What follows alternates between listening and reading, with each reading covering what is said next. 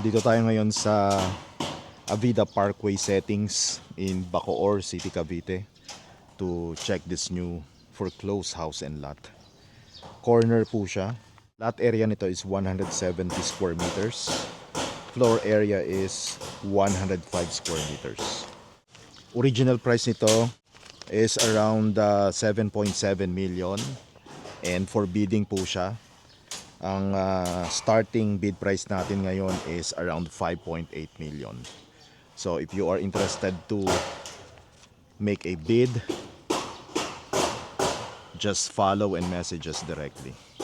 Available po to in cash or at least 10% down payment and then 90% balance. Bank financing plus taxes and fees. Malapit lang tayo sa Daang Hari, sa Evia Mall and MCX. Check natin kung andito yung caretaker sa loob.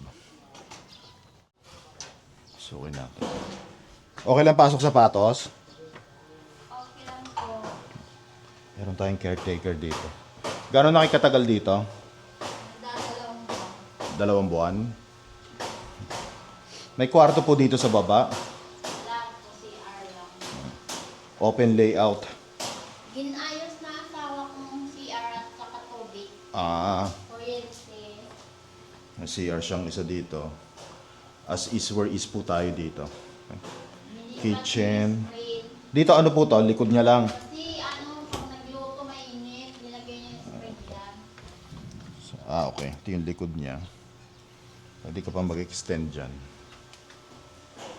Ilang kwarto po sa taas? Tatlo. 3. May CR din sa taas? Meron po di kayo nagamit.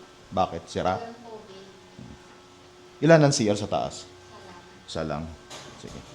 Pating ko lang ha. Ako lang natitira dito. Tatlo silang naalis. Bunso nagpasok. May tulo yung bubong? Wala naman. Walang tulo. Itong silat ko Bakit? walang tubig po. Okay.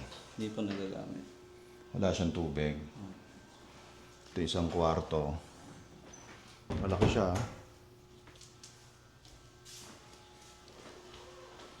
Then second bedroom.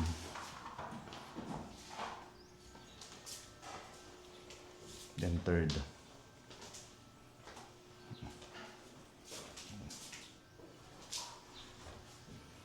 Maayos pa siya.